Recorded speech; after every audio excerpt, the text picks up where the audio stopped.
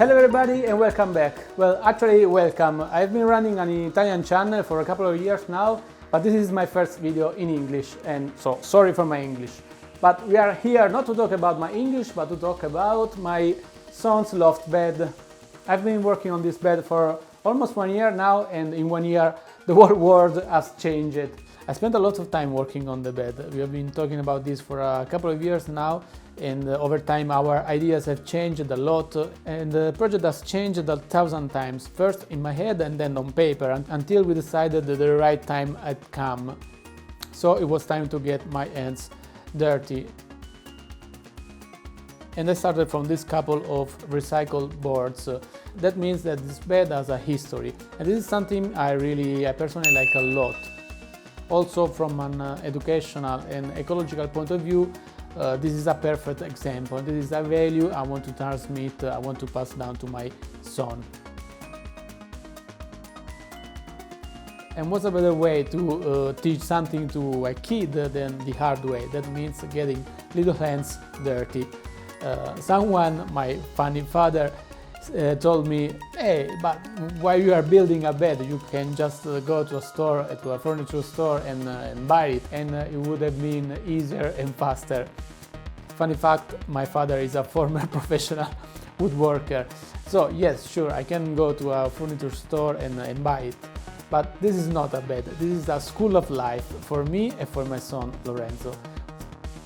First of all, this bed is made out of wood, I mean actual wood, the one from the trees. This is not a mixture of sawdust and glue like pretty much everything you can buy on a furniture store in this moment.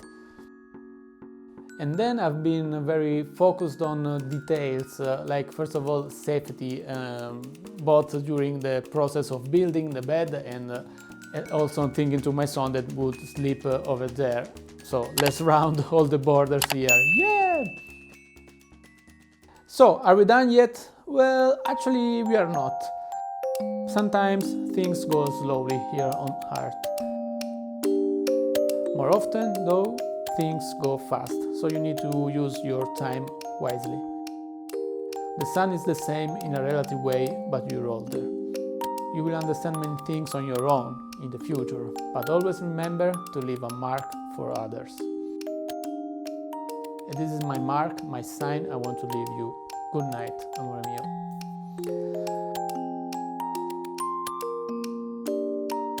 As I said, I'm not done yet. For the final month I've been sanding, and everybody knows how much we love to sand.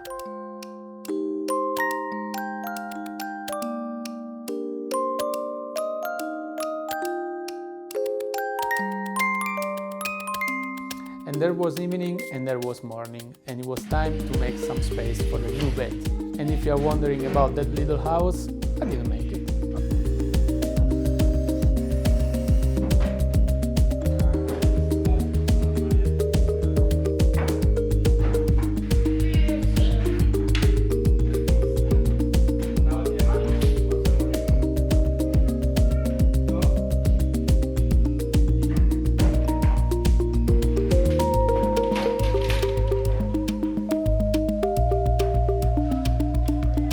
Okay, while we are here, let's do some cleaning.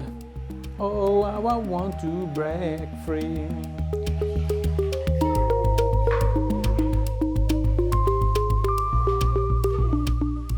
And while we are here, let's clean some windows and let the light in. And I can already see your comments. You should wear your safety goggle for cleaning the window and so on. I know. And while we are here, let's buy some groceries. And then I shut up, I promise.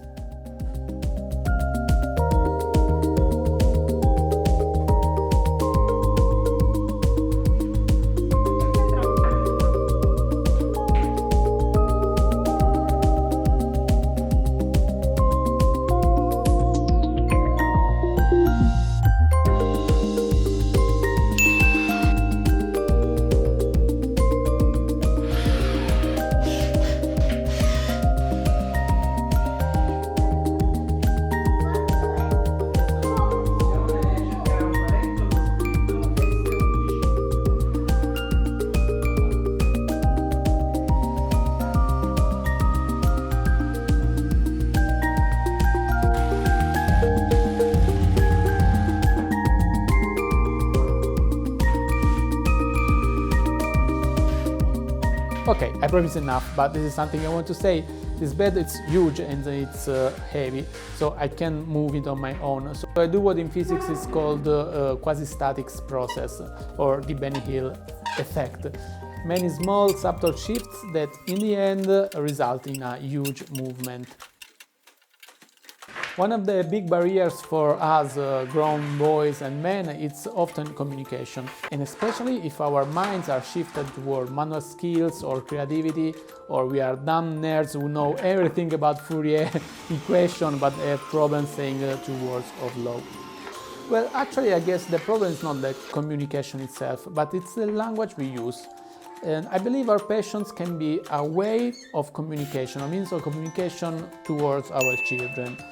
I like this bed because it's both an artwork, where artwork means something I build with my own hands, and it's also a brain work. I mean, something that has been designed to solve a problem. I mean, let's be clear, this is not something that we never showcase in a museum, but inside this bed there is my brain as well as my labor.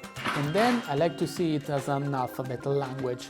My son took part in the building and he learned a lot about building, but he also learned that something big, huge like this bed can arise starting from a drawing on a piece of paper.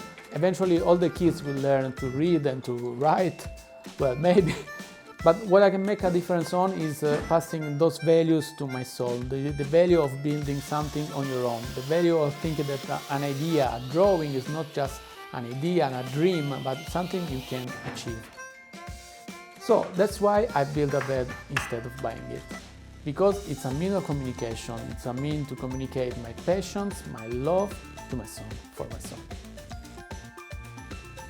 Okay, and after so many deep concepts, it's time to bring everything down to earth by continuing to say something stupid. And in fact, the high point of this video has finally arrived, and there is a tutorial that will show you how to iron. This is the handle, this part here gets hot, and this is the steam. And I know what you're about to write down in the comments. You should be using your safety goggles, your ear protection, and also a dust mask.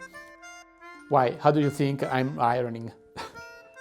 Okay, last step I have to do is lock the structures on the wall. The bed is actually pretty stiff, but like all the thin structures, it sways a little bit. So we can borrow some knowledge from engineering and build something that is called seismic isolator. Let's say we have a building or a bed, and let's say there is an earthquake. So when the earthquake arrives, the building starts vibrating. A seismic isolator, on the other hand, isolates the structures from the ground's vibration. The isolator itself is a fairly stupid object.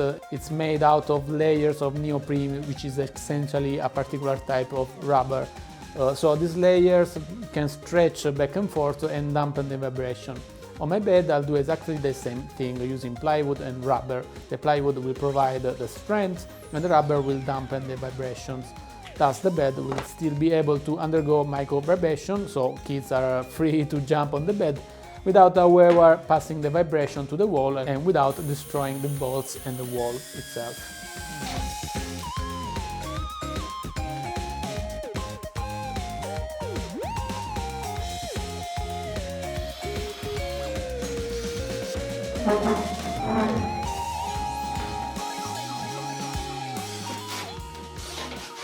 By the way, hypochondria moment, you know you have to put some screws on your wardrobe, right? You can use this as an excuse next time you have to go to the mall. Sorry honey, I have to screw all the wardrobes to the wall. Okay, and we are finally done!